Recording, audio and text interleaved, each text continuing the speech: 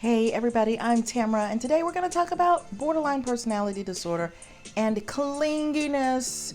Does the DSM-5 talk about borderlines being clingy? Do they use that word? No, but that's what I like having a channel like this, because I want to break down these personality disorders so that you can understand exactly what it means, so that you can see it, you can feel it, you can understand it better. Sometimes when things are defined so properly, it's really hard to know what this personality disorder looks like. Now, ask yourself, are you clingy? When do you become clingy? And that's why sometimes people start thinking, oh my gosh, I'm a borderline because I feel clingy sometimes.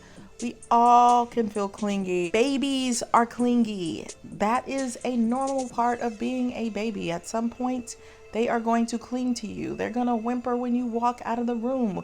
Where are you? Where did you go? I don't see you anymore. I want my mommy. And then somebody else grabs them that they don't know. What do? They have a fit. They start crying. They have a tantrum.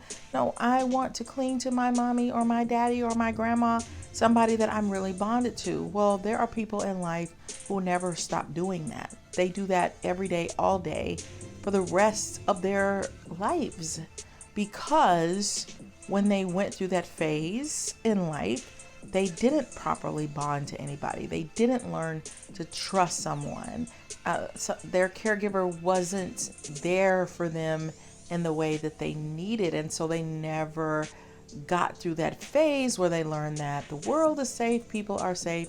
And so they become very clingy adults, which is difficult. And I love you, borderlines, but it is difficult for most people to handle that type of behavior unless they are borderlines themselves, or maybe they're enmeshed. But even if you're enmeshed, that type of clingy behavior can become difficult. So if you don't know if you've ever been clingy, think about yourself in a romantic relationship. That's where we can experience some of this, right? People can act out like borderlines do when it comes to romantic love, and it can be a little tricky. If you think your lover is leaving you or breaking up with you, or you normally hear from them at 8 o'clock in the morning and this morning you didn't hear from them, you're going to start freaking out. And if they start repeating a toxic pattern of I'm here one day, not here the next, I mean, you're kind of bonding with that person just like you bonded with a family member in your early toddler days, but now you're an adult. So romantic love can kind of have some borderline implications, but it still does not mean that you are a borderline personality disorder. It just means that most humans feel some of the things that borderlines feel, but just not all the time and with the same intensity and acting out. Clinginess can also equal intrusiveness, which is unacceptable and inappropriate. For example, someone was telling me that she'll walk into work and a lady will be wearing her jacket, and it's like, okay, why is she wearing my jacket? Or that same person digs through her things, eats her food whenever she wants to. It's like, this is not a parent-child relationship. Children will eat up all your food or all your snacks or your favorite thing, right? That's not what this is. So now we're getting into inappropriateness. We're crossing boundaries. We're crossing lines. If you're meeting someone new, it might take a few times before you feel like we're getting into a friendship. There's a familiarity here. With a borderline, they can meet you, and on day one, they're already trying to be your bestie, stopping by, saying hello, what are you doing now? And it gives a feeling of, this is too much too fast. We don't know each other very well. Why are you trying to connect with me so quickly? It's an uncomfortableness. And that's not to say that you can't meet a friend and right away you guys are besties, or you just feel a connection. I've definitely met people before and there was an instant connection and we're still friends years later.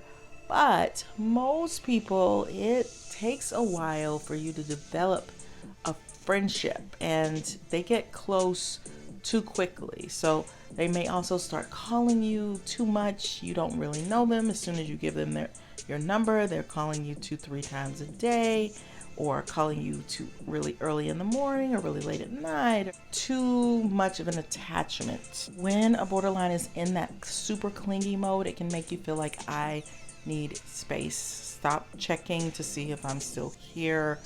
I am still here, and it's hard to get them to stop doing that behavior. If you try to tell them directly, then they're gonna come at it indirectly. There might be a problem that makes you have to check on them or see about them, and it just gets into this really toxic cycle really fast, and that can lead to anger when you're not available.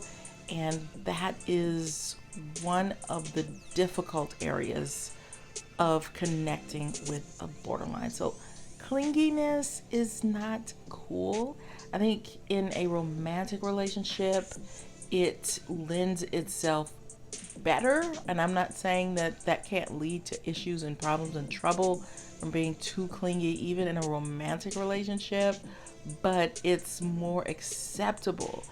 They use that same clinginess or that strong closeness in other relationships, like friendships or with coworkers. That's a little bit too much. So they have to learn how to control that and become aware of that and figure out other ways to fill that void. That it's really a terrifying feeling of abandonment, but it can definitely create wedges and cause people to push them away and do the very thing that they do not want. So borderlines can also have something called dead eyes. Not all of them have this, but some of them do, where there's an emptiness in their eyes.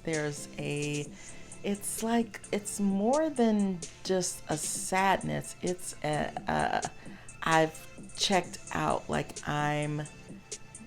it's hard to describe unless you've seen it, because some people have a type of eyes that looks a little like, I don't know how to describe it. You just have to see it. But there's an emptiness there. It's like there's something missing.